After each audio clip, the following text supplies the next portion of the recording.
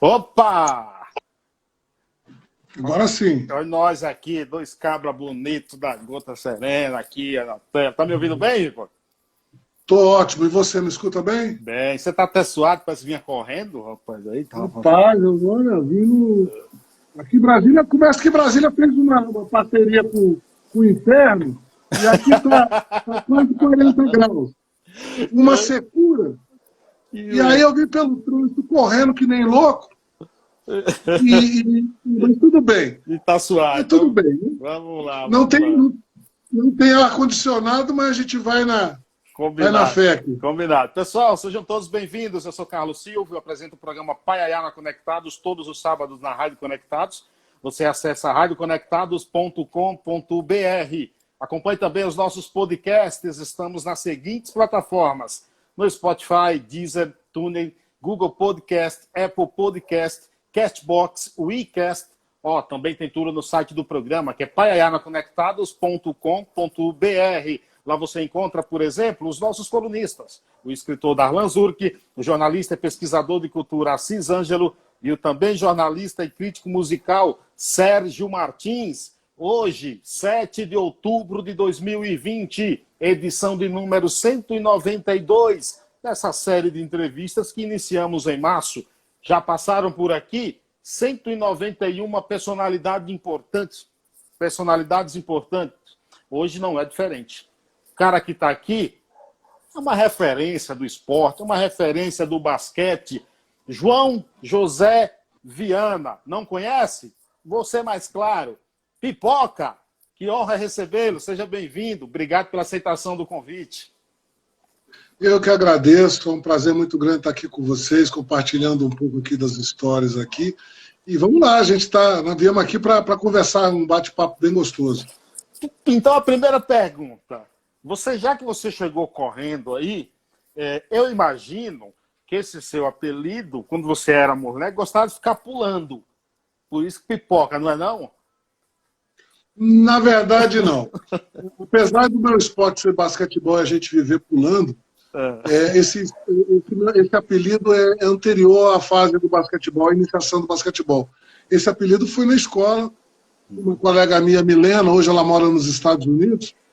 A Milena, ela sempre me via no recreio aqui na Escola Parque, aqui em Brasília, comendo um saquinho de pipoca doce, que todo mundo conhece, aquela nhaque.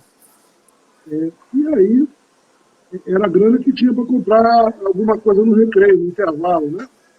Então, eu estava sempre com essa pipoca e ela começou a me chamar de Pipoca. E aí, quando eu iniciei o basquetebol ainda lá pelo lado do Mini e tudo mais, o treinador, o professor Pedro Rodrigues, me perguntou se meu nome é João José, como você bem disse. Garoto, você tem apelido, alguma coisa aí, tal. E nessa eu falei, olha, na escola me chamam de Pipoca. Pronto, está aí até hoje. Você já parou para pensar assim e falou, pô, que legal que eu tenho esse apelido, porque João José Viana, como jogador de basquete, não daria muito, né? Não ia dar muito ibope, não, né? João e José são dois nomes bem comuns, né? De nós brasileiros.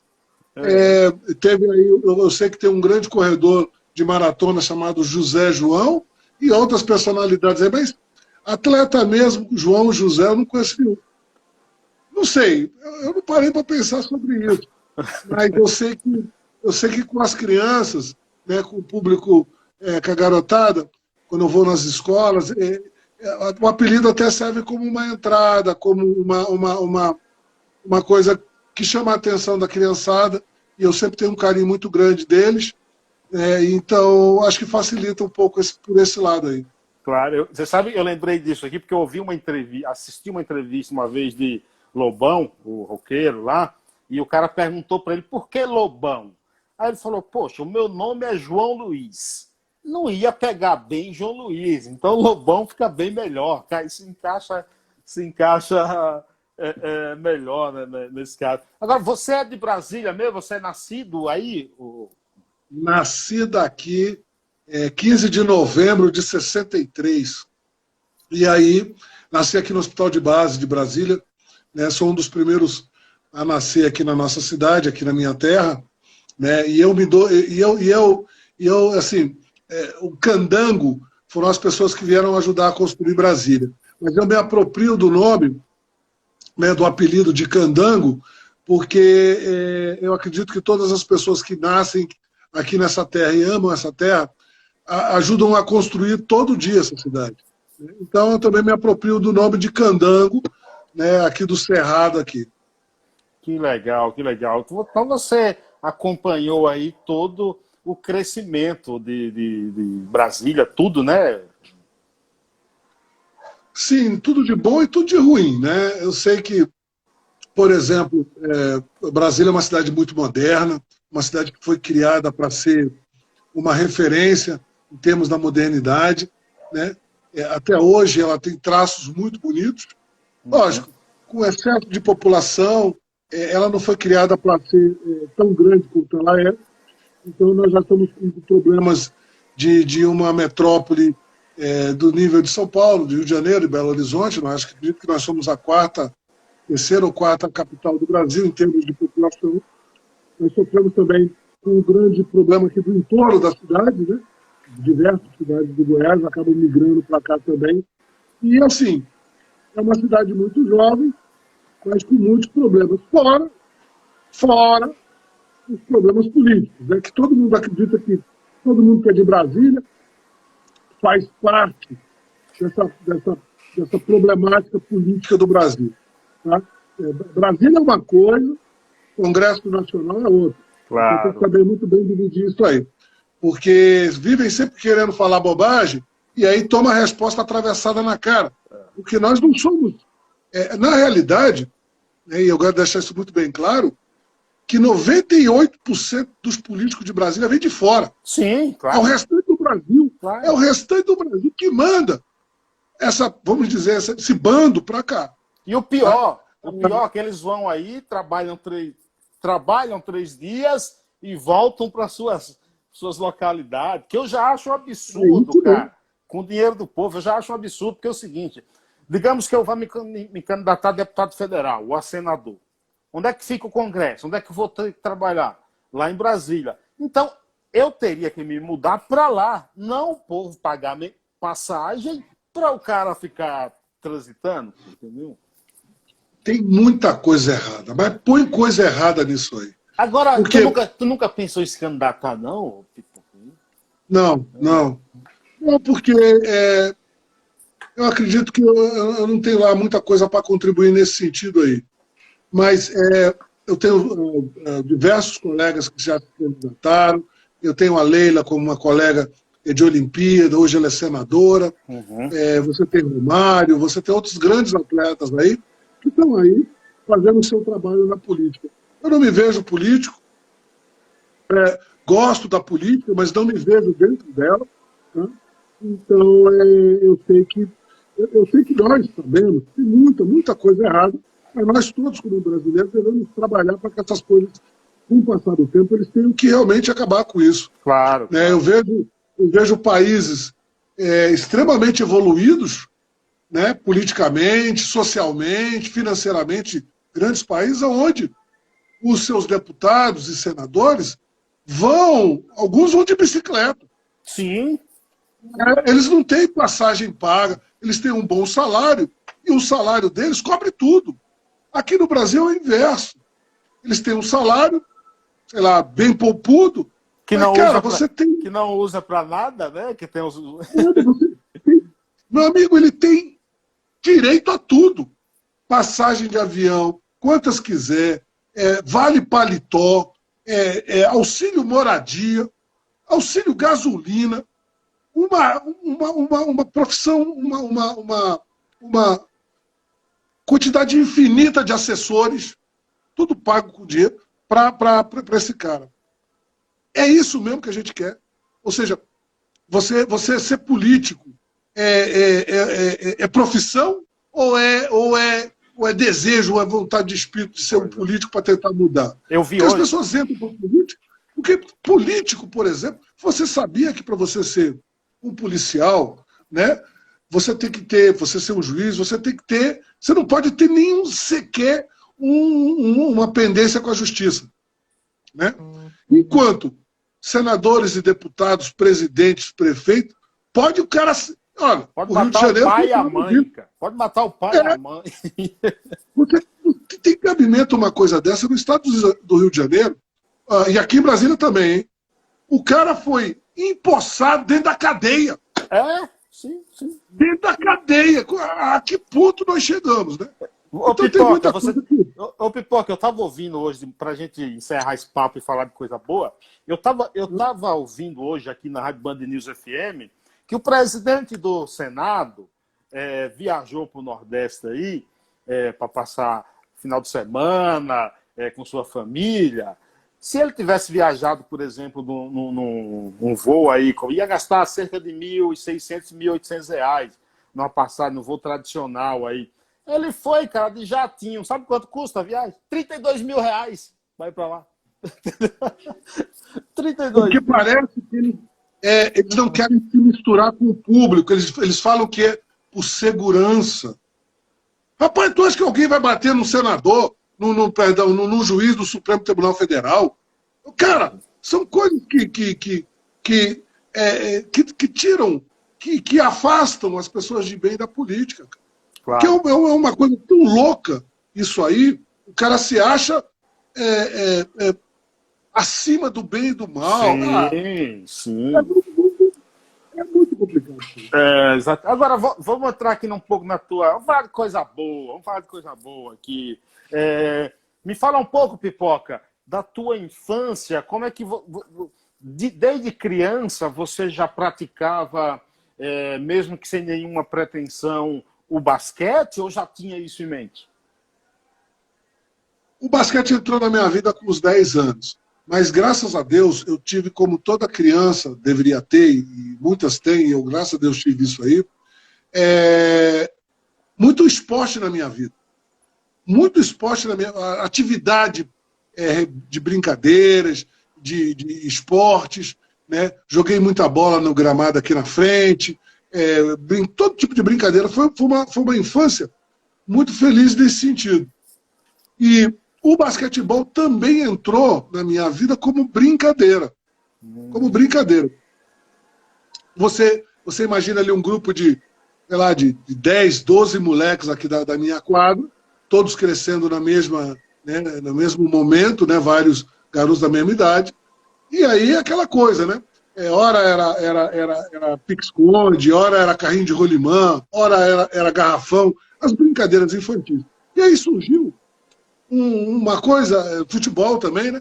E surgiu alguém aqui na quadra ao lado do meu prédio ensinando um tal de basquetebol. Uhum. E como todo garoto, lá foi o bando todo lá ver o que era isso aí, e começamos a praticar com um professor abnegado lá, que estava ensinando basquetebol para a criançada ali, 3 vezes por semana. E isso ficou, sei lá, 1 mês, 2 meses, ele ficou ensinando. Só que a molecada foi perdendo o interesse, foi mudando de atividade, eu continuei lá até que um dia o professor parou de ir também.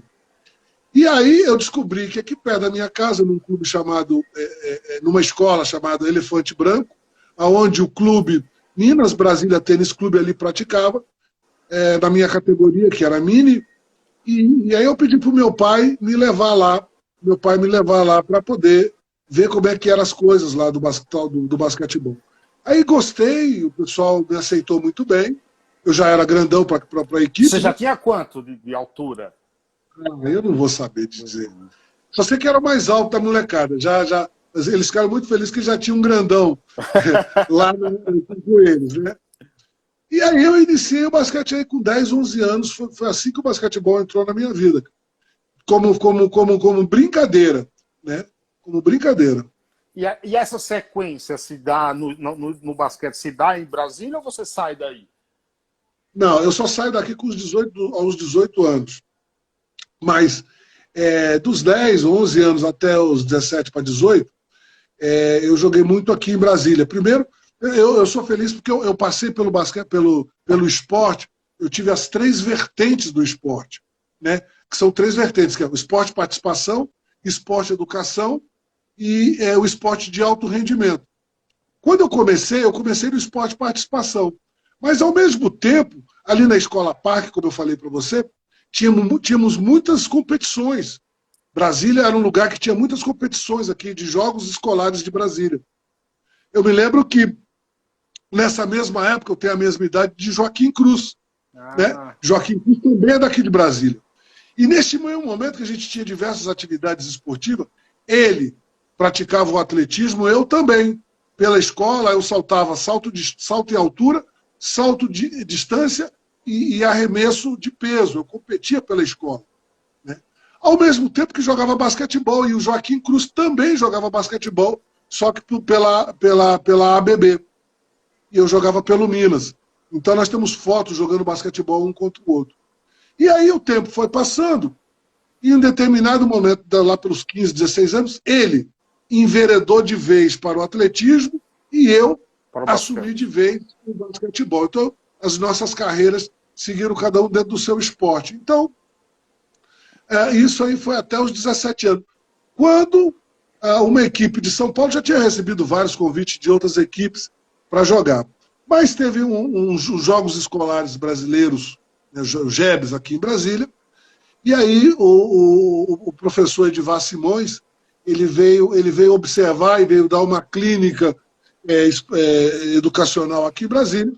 Ele me viu jogando, gostou, veio conversar com os meus pais, e aí acabou que eu me transferi de Brasília para São José dos Campos, para jogar no Tênis Clube de São José. E aí a vida de atleta realmente, vamos dizer assim, se profissionalizou. Mas o que houve de diferente nesse convite e não nos outros, em relação aos outros?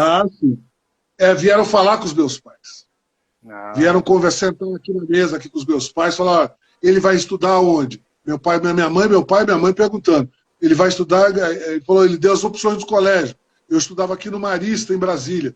Eu tinha bolsa de estudo ali no Marista. Aí ele falou assim, olha, não temos Marista lá, mas nós temos colégio Objetivo aqui, lá em São José dos Campos. Né? E o colégio Objetivo, na época, era um grande colégio nacional, acredito que ainda seja. E aí meu pai, não, então tudo bem, vai para lá. Ele vai ficar onde? Ele vai ficar na casa de uma família. Aonde essa família abriga, ela se mudou de Avaré, interior de São Paulo, para São José dos Campos, só para tomar conta de um grupo de atletas. A casa era grande e eles iriam então tomar conta desses garotos. Era uma família, inclusive o filho mais velho também jogava basquetebol com a gente. Então, lá no fundo da casa, tinha 2 grandes quartos, com alguns biliches. Então, a gente se mudou para essa casa, alimentação e tudo mais. Um pequeno salário, né, nada expressivo, mas dava para me manter. Ou seja, eles fizeram todo, vamos dizer, a corte, os meus pais, inclusive já deram a passagem de ida e de volta. Eu tenho até hoje a passagem de volta da Transbrasil. Transbrasil. Caramba! Que eu nunca usei. Eu fui e nunca mais voltei. Né? Mas por que, então, essa passagem de volta? Por que eles compraram a passagem de volta? Era uma garantia aos teus pais? Sim, e para mim também, né? Apesar de eu ser moleque, 16, 17 anos para 18 anos. Mas ele falou, olha, tá aqui a sua passagem de ida e se você quiser, se você não se sentir bem, tá aqui a passagem de volta. É só pegar o avião e voltar para tua casa. E ela tinha uma data ou não? Você podia escolher? Não, naquele dia a passagem estava em aberto. Né? A passagem estava em aberto. Então, fui para o aeroporto e tal. E aí eles me receberam lá no aeroporto, me levaram para São José dos Campos, que é 1 hora e pouquinho de distância ali da capital. Estive lá hoje até. E aí, foi bem legal. Quando é que você o teu primeiro clube grande é o Monte Líbano? Não, é o próprio tênis clube. Naquela época era campeão paulista e campeão brasileiro. Né? Tinha jogadores da seleção brasileira, você tinha ali Marcelo Vido, Nilo, que eram atletas da seleção brasileira naquele momento, você tinha o Biratã Pereira Maciel, que foi um dos grandes jogadores brasileiros, que também jogava nessa equipe, né? José Geraldo, ou seja, era uma equipe muito forte, que era naquele momento atual campeã paulista e, se não me engano, também brasileira. Então, era uma equipe muito forte, muito forte. Você tinha o privilégio físico de ser muito veloz também, o Pipoca? Não muito. Eu tinha... eu saltava bem. Eu saltava bem. Mas eu era... até para minha altura, pode-se dizer que eu tinha uma velocidade bem legal. Mas nada fora muito do comum, não. Você tem quanto de altura? 2,04 m. Um dia eu quero chegar lá, entendeu? Eu tô com 1,73 m, entendeu? Quando eu chegar lá, você é jogador de basquete. Você é mais baixo que a minha filha. Minha filha tem 1,80 m. Não precisa falar, não precisa humilhar também, não precisa falar. Tá certo, tá certo. Deixa isso pra lá. Deixa isso pra lá. O que é que acontece na tua carreira? O que é que você ganha na tua carreira? O que é que te leva, por exemplo, o que é que te faz um atleta vitorioso nos clubes que te leva à seleção brasileira? A primeira coisa é mudar de patamar, como os flamenguistas gostam de falar agora, né? Ou seja, treinar com gente boa. Você não é flamenguista não, né? Não, não sou não. Eu sou palmeirense. Senão eu ia encerrar essa live. Quando você é uma pessoa comum e você se envolve com pessoas de um nível intelectual, um nível físico, um nível de técnica superior, você acaba tentando acompanhar e se elevando também. Eu acho que esse foi o grande diferencial, né? Chegando lá, treinando no alto nível com esses caras, fez o meu basquetebol evoluir bastante. Tanto é que 2 anos depois, eu já estava na seleção brasileira. Aqui em Brasília, eu já fazia parte da seleção brasileira juvenil. Juvenil. Nós fomos, inclusive, medalha de bronze no 2º Mundial Juvenil. Tá? Aí terminou esses 3 anos de seleção brasileira juvenil, chegou a Olimpíada de 84, eu não participei, né, eu não fui convocado. Em 83 foi o Mundial Juvenil, 84 Olimpíada, se não me engano, de Los Angeles. E em 85 eu entrei na seleção brasileira adulto. Né? Então, quando você treina e joga, né, porque os jogos lá em São Paulo, no estado de São Paulo, onde estavam as melhores equipes, você tinha o Círio, de Oscar, de Marcel, Círio que era campeão mundial, você tinha o Monte Líbano, você tinha Franca, que é a capital do basquetebol brasileiro até hoje, você tinha Rio Claro, você tinha Limeira, ou seja, era uma infinidade de equipes muito boas que você tinha que melhorar o seu jogo sempre. Então, eu acho que foi esse fator, né, de conviver e treinar com jogadores de alto nível que fez o meu basquetebol melhorar. Você disputou a Olimpíada de 88, 92 e 96. Isso. Qual é um atleta chegar a uma Olimpíada?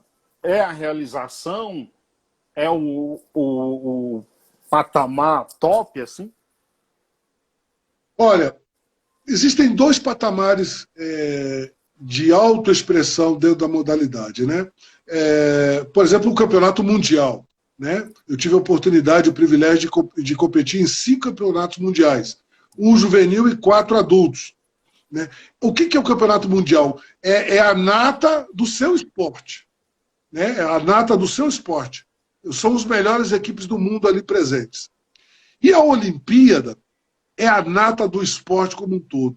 Você vai estar convivendo com o que há de melhor entre todos os esportes do mundo. Sim. Tá? Então é uma coisa assim que realmente joga o atleta a um nível... Quando você fala que o cara é olímpico, né, você atinge realmente o ponto mais alto de uma carreira de atleta. Né? Você passa 2 semanas numa Vila Olímpica com os 10, 11 mil melhores atletas do mundo de todos os esportes. É um ambiente que você não tem ideia. Eles criam um bairro, vamos dizer assim, um bairro, onde todos os prédios pertencem, 1 ou 2 prédios, a um país. a um país. E aí você vê assim, todo o mundo representado ali naqueles 11 mil atletas ali, treinando, competindo, e é um ambiente que ele é tão brilhante, tão lindo, porque aonde você vai, você encontra, cara, aquele ali é o medalhista olímpico do judô, aquele ali é o, sabe, você vai encontrando toda hora, e todo mundo se encontra no restaurante, nos restaurantes, né? Geralmente tem 5 restaurantes, 24 horas por dia, e atleta é aquela coisa, né? Atleta come, velho, e come muito. Com 2 Então, metros e 4 ainda, hein? Pois é, não, você imagina, os caras têm que comer 5 vezes por dia, inclusive de madrugada, então não fecha. E todo mundo se encontra nos restaurantes. Então, realmente é um marco na minha carreira, e eu tive o privilégio de poder ter estado em 3 grandes Olimpíadas. Seul, Barcelona, que foi maravilhoso, e em Atlanta, Estados Unidos. Qual é a importância do Pan-Americano de 87? Bom, ele muda o paradigma do basquetebol mundial. Até aquele momento, por exemplo, os Estados Unidos não eram permitidos a eles jogar com os seus profissionais. Com a nossa vitória, ou com a derrota deles em casa, numa competição oficial, foi a primeira vez na história que aconteceu, eles serem derrotados dentro de casa, numa competição oficial. Houve uma espécie de comoção ali interna, porque o que nós fizemos com eles foi coisas que ninguém tinha feito antes.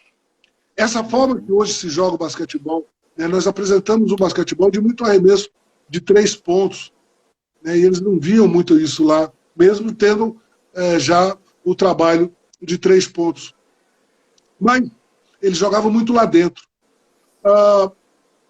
E aí eles pediram, eles interpelaram o Comitê Olímpico Internacional, por que o Oscar Schmidt, e essa é a grande questão deles, por que o Oscar Schmidt, que naquela época ele era profissional, ele atuava na Itália, por que o Oscar Schmidt, que é profissional na Itália, pode jogar as Olimpíadas e os nossos profissionais não podem? E aí não tinha muito o que dizer, não tinha muito como contra-argumentar, né, contra esses fatos. Eles permitiram, então, que os americanos pudessem levar seus jogadores. E aí foi-se criado, né, vamos dizer em termos de vingança, a maior equipe de basquetebol de todos os tempos, que foi o Dream Team, onde levaram Sim. Michael Jordan, Larry Bird, Charles Barkley, todos os melhores jogadores, Magic Johnson, para aquela competição. O único que não foi Isaiah Thomas, porque naquela época ele tinha uma rixa muito grande, até hoje tem, com a equipe do Detroit Pistons, né? Que eles batiam muito no Chicago Bulls naquela época, e isso inclusive está no filme do Michael Jordan, né? The Last Dance, que conta todo o bastidor desse Dream Team. Então, eles levaram lá em 92, né, em Barcelona, eles massacraram todo mundo. Então, então isso muda o cenário do basquetebol mundial. Por isso a importância desse feito do Pan-Americano de 87. O Jordan era um gênio mesmo do basquete? Ele era um cara que levava o esporte ao extremo. Muito dedicado ao treinamento. Ele exigia demais dos seus companheiros, né? Isso fica muito claro neste filme. Ele era um cara que ele não pedia nada aos outros que ele mesmo não pudesse fazer. E ele colheu os frutos de todo o empenho dele de uma vida inteira, né? De treinar a exaustão. Então, eu não tenho dúvida que se ele tivesse continuado né, dentro do beisebol, por exemplo, depois que o pai dele foi assassinado, ele trocou de esporte, ele também seria um dos grandes do beisebol. Mas acaba que ele retorna o basquetebol e ganha outro título. Então, ele realmente é um dos caras que estão no mais alto degrau do basquetebol mundial, né? As coisas que ele fez realmente são coisas dignas de realmente de um grande, de um super astro. As Olimpíadas é a realização de um sonho para um atleta, chegar lá. A NBA, para o jogador de basquete, também. Como é que você chega à NBA? Bom, eu chego na NBA por conta de uma apresentação minha no Goodwill Games, Jogos da Amizade, que foi o primeiro Jogos da Amizade, que foi lá em Seattle, nos Estados Unidos. Os olheiros da equipe do Dallas gostaram da minha atuação, principalmente contra os Estados Unidos, e me fizeram um primeiro convite para ir treinar com eles. Uhum. Aí eu fui, tudo bem, esse ano fui lá, treinei lá um mês lá com eles, quase 2 meses com eles. Não aconteceu nada, voltei para o Monte Líbano e não segui a carreira. No outro ano, gente, eu peço desculpa pelos cachorros aqui, mas é que Relaxa. é um calor, né? Deixa mas os bichinhos lá. E aí, no outro ano, houve de novo o convite para que eu fosse treinar com eles. Fui treinar novamente com eles. E aí, acabou que eu fiquei na equipe. A equipe já era uma equipe veterana, tinha muitos jogadores veteranos, né? Estava num processo de mudança e de elenco. Mas aí o que acontece? O Roy Tarpley, que era o nosso principal jogador, que era, inclusive, jogador das estrelas, All-Star player, né? A equipe toda foi montada ao redor dele. O Roy Tarpley foi pego com drogas, né? E essa questão de drogas lá nos Estados Unidos, na NBA, é muito severa, porque por muitos anos a NBA foi mal vista justamente por conta de que os atletas faziam muito uso de drogas, né? E aí a nova gestão da NBA, desde a década de 80, final da década de 70, início da década de 80, mudou radicalmente isso. E aí os jogadores fazem testagens quase que diárias e não se permite. As multas são pesadíssimas e se o seu atleta não mudar, ele é expulso da liga. Ele é expulso da liga. E Roy Tarpley foi pego, não quis fazer a testagem, né, lá, os comissários chegaram lá em Dallas para que ele fizesse a testagem de urina, né, porque ele havia faltado um treino. Se você faltar um treino lá, os comissários lá em Nova York, da NBA, são alertados. Imediatamente, eles mandam um comissário para o seu local para fazer a testagem, para saber por que você... E ele não quis fazer a testagem por 3 vezes seguidas. Aí foi expulso da liga. Com isso, o time implodiu. Eu já fazia parte do time, o time implodiu. E acabou que tiveram que me dispensar para poder pegar um outro atleta que foi escolhido no draft americano lá, para poder suprir a equipe. Foi uma das piores campanhas da equipe, mas enfim, foi uma experiência fantástica essa que eu tive lá. Agora, você passa por Porto Rico, antes ou depois da NBA? Porto Rico foi depois. Foi antes, porque foi no mesmo processo. Foi eu já jogava. Eu fui 4, 5 vezes a Porto Rico, um país fantástico. Todo mundo entende muito de basquetebol. Essa ilha é muito fã de basquetebol, é muito fã de beisebol e de boxe. Então, foi mais ou menos acompanhando o trabalho lá em Porto Rico. E foi muito interessante. É um país muito próximo dos Estados Unidos, né, mesma moeda, né, muita gente, quase todo mundo fala inglês. É um país associado aos Estados Unidos. Então, foi um trabalho bastante interessante também em Porto Rico. Você é professor de educação física, professor universitário em Brasília. E aí eu te faço uma pergunta. Eu entrevistei o Agra, o Marquinhos Abdala. Semana passada entrevistei o ex-jogador de beisebol, o Adriano de Souza, que é de Marília. Todos eles falaram dessa questão do estudo, dessa questão da educação. E me corrija se eu estiver errado. É impressão minha? Ou a gente só vê esse nível de escolaridade, esse nível de conhecimento de desportistas que não seja do futebol? Parece que o jogador de futebol não liga muito para isso, e de outros esportes, como, por exemplo, o basquete, há uma preocupação maior em formar o cidadão? Boa pergunta, cara. Eu não sei te dizer o porquê, talvez isso lá na raiz social nossa, né? É uma oportunidade de ascensão àqueles que têm habilidade com os pés, né? E muitas vezes a dedicação ao treino leva a que esse garoto tenha que optar entre seguir jogando e estudando, né? E as equipes, até pela quantidade grande de atletas que o Brasil tem, né, produz no futebol, se o garoto perder a vez dele, outros 10 vão aparecer.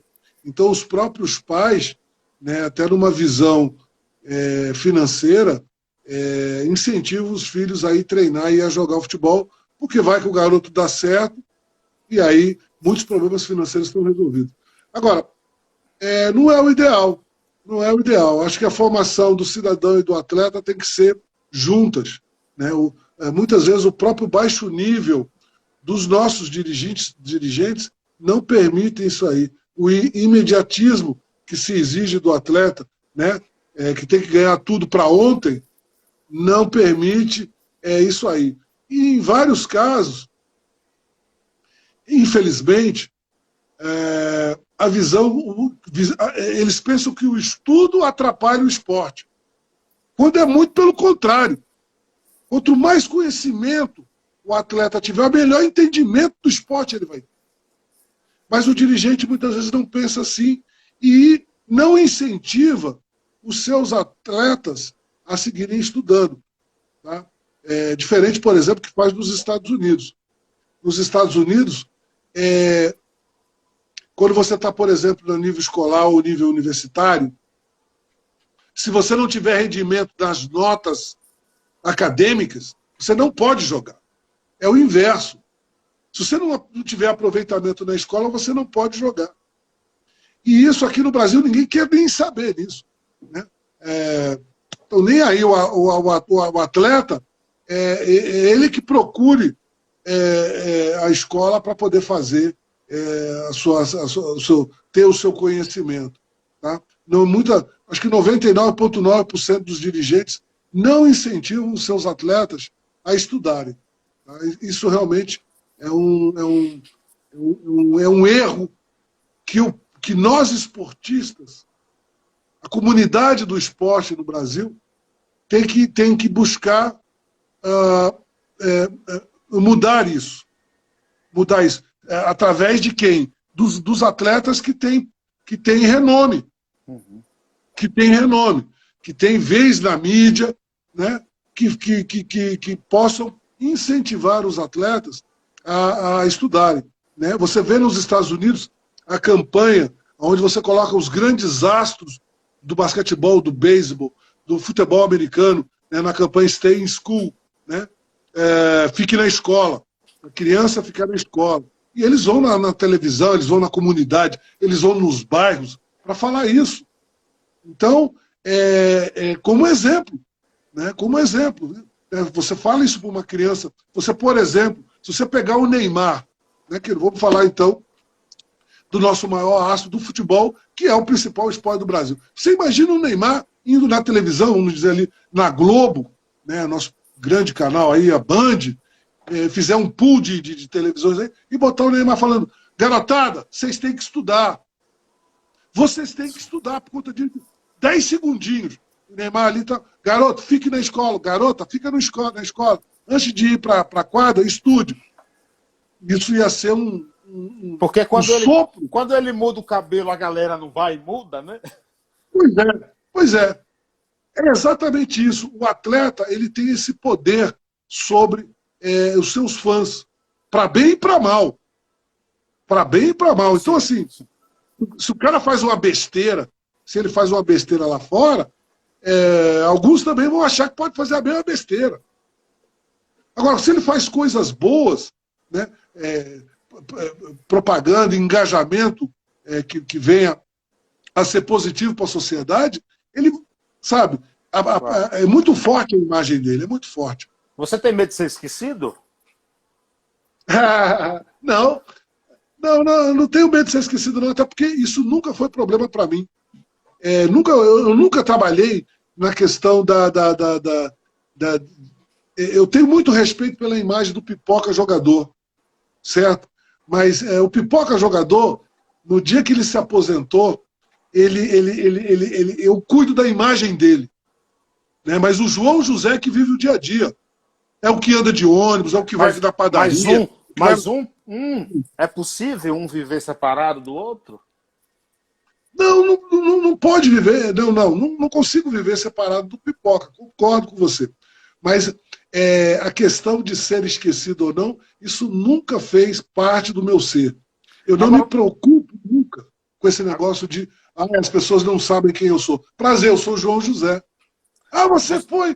Aí essa pessoa fala assim, acho que lembro de você. Eu falei, talvez sim, eu joguei basquetebol.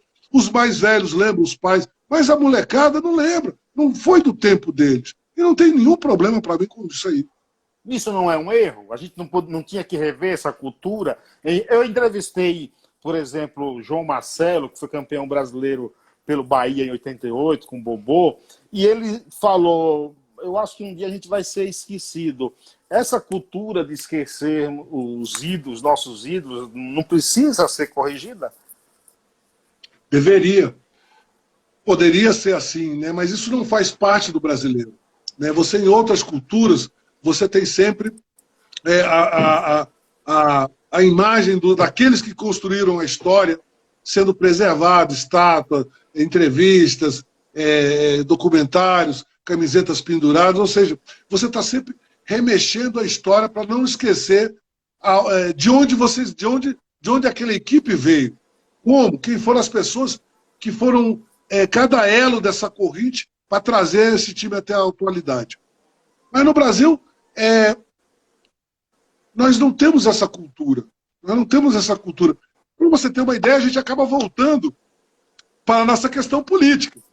Quantos políticos que roubaram há um mandato atrás e o povo esquece e elege de novo, acabou. Não é verdade? E vota de novo. Então, a memória é curta. A memória é curta. Então, o pessoal esquece.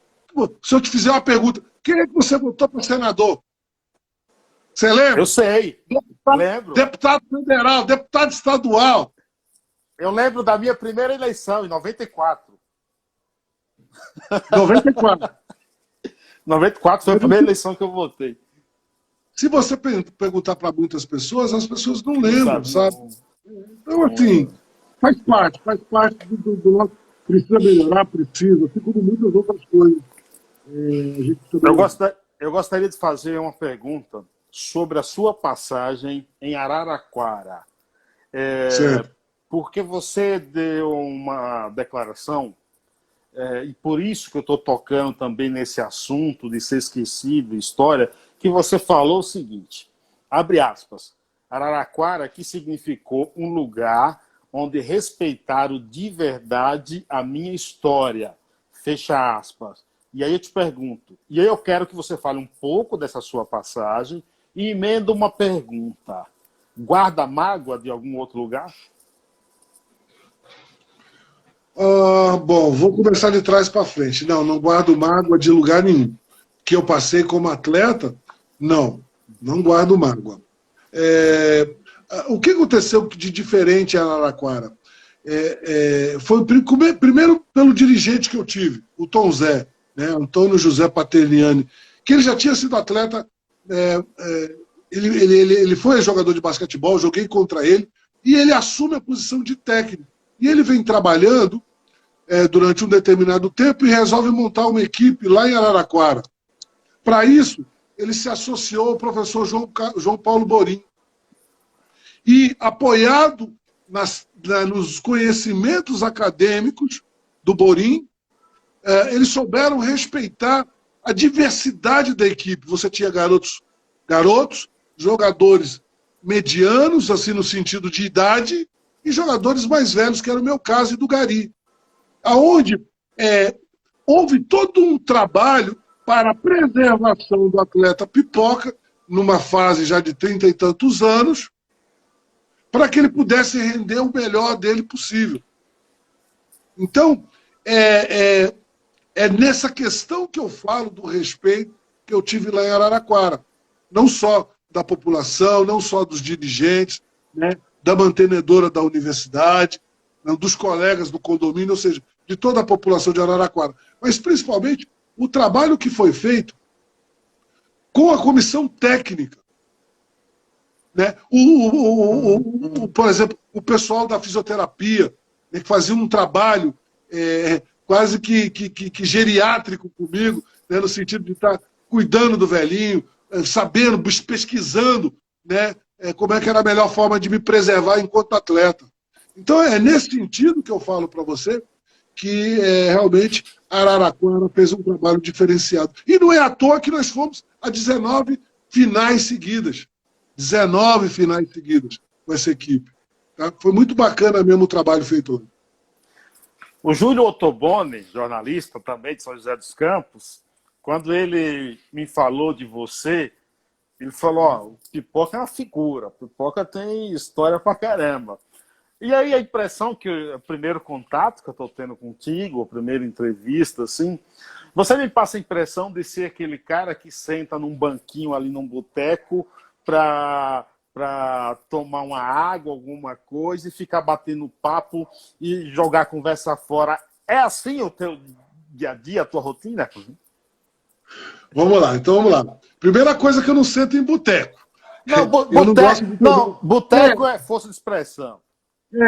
Porque muitos colegas meus, né, o pessoal teve muitos problemas com questão de bebida, né? E eu só tomo minha cerveja em casa e não vou, nada contra. Uhum. Se você for em Belo Horizonte e não for num boteco, você está perdido. Tem a cidade de boteco, que coisa linda, um mais maravilhoso que o outro. Mas assim, eu gosto de conversa, eu gosto de uma resenha e tal, mas como a minha vida é muito corrida, raros são os momentos que realmente eu sento para fazer, né, para ter essa resenha com alguém e tudo mais. Mas se for o caso, eu sento tranquilamente para bater aquele papo. É gostoso, não é? E relembrar essas histórias com os amigos, tudo, né? Sim, sim. Sempre que eu vou a São Paulo, por exemplo, tem um pessoal que eu joguei, tanto do Monte Líbano quanto São José, pessoal de Campinas, de Araraquara, cidades que eu estive presente. E a gente se encontra, fatalmente vai ter uma resenha das antigas, né? Lembrando os jogadores, os colegas, alguns já não estão mais presentes aqui com a gente, por exemplo, o caso do meu querido amigo Gerson Vitalino, né, que foi também campeão lá no Pan-Americano, que faleceu no início do ano, se não me engano ela, né, esclerose lateral amiotrófica, sei lá, o nome desse aí, ele faleceu agora no início do ano, mas assim, a gente vai realmente relembrando e contando história com a galera aí. Do que você mais se orgulha na sua carreira, e tem alguma coisa que, se você pudesse fazer, você faria diferente? Bom, cara, tenho muito orgulho de tudo que eu fiz, de tudo até onde eu consegui chegar, né? Se tem uma coisa que eu sinto que poderia ser diferente, e até a minha vida, daquele momento em diante, também teria dado uma guinada diferente, porque vamos dizer assim, eu cheguei na NBA, né? No caso, como você mesmo falou, o top na minha profissão, né? jogar contra os melhores do mundo lá nos Estados Unidos. Eu cheguei isso no final de 2000, mas 4, 5 anos antes, 6 anos antes, eu tive convite para estudar nas universidades americanas, no caso de Houston, junto com o Rolando, e eu afinei e não fui. Eu já era jogador da seleção, já ganhava um dinheirinho, e aí o meu inglês não era tão bom naquele momento, eu tinha tinha medo do racismo de lá, um monte de babaquice que eu falei, não, é melhor ficar quieto aqui. Isso eu faria diferente. Se fosse hoje, eu não deixava o cara terminar a frase, eu já estava entrando no avião. Tá? Porque se eu tivesse ido naquela época, e aprendido os segredos que não aprendi antes de chegar na NBA, eu não tinha voltado. Eu não tinha voltado. Eu teria ficado ali como o Rolando ficou, eu entrava no draft, ia ficar num time, e com o potencial meu atlético, eu ia jogar como o Nenê está jogando até hoje lá na NBA. Então, eu teria feito isso diferente. Eu não teria afinado e teria ido estudar nos Estados Unidos. Ser professor é muito bom. Eu gosto de transmitir, de conhecer os garotos, sabe, passar para eles a minha vivência. Hoje eu não só milito dentro da disciplina de basquetebol, mas outras disciplinas que também ampliam o meu conhecimento. É uma troca com os alunos muito gostosa, muito gostosa. Com os colegas, né, eu aprendo com os colegas de profissão mais antigos. Então, mas você também descobre que a vida de professor é muito difícil neste país, no nosso país. Há um desprestígio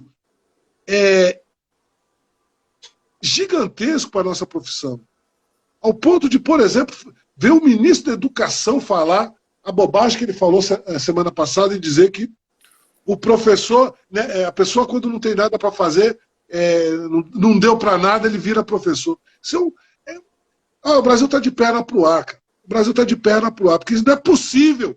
O ministro da Educação falar uma asneira dessa e continuar no cargo. Continuar no cargo. Então, assim, olha, é duro, viu? É duro. O Brasil, ele como um todo, ele só vai ser transformado quando, de fato, de verdade, a gente encarar a educação como a única tábua de salvação desta nação.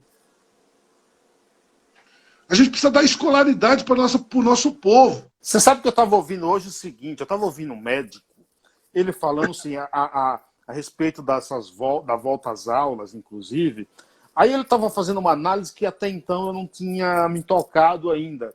Ele falou, já voltou bar, está voltando isso, está voltando aquilo, está voltando aquilo. A escola, eles estão pensando se vai voltar. Isso representa o que o país é, a educação sempre por último. Sempre por último. Nego não está nem aí.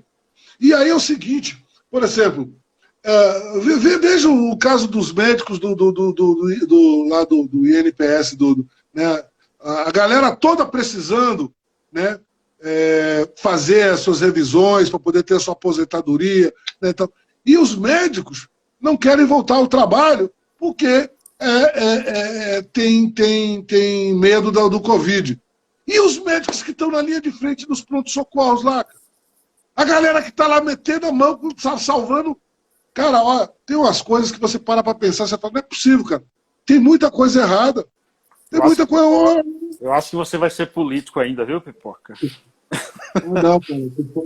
Eu vou brigar com muita gente. Mas essa sua inquietação aí, você é um cara de boa oratória também, entendeu? Boas ideias. Ó, se você se candidatar, eu vou transferir meu título para Brasília e vou ir votar em você, viu? Tá certo. Mas vai demorar um tempo para isso, então, viu? Vai demorar, né?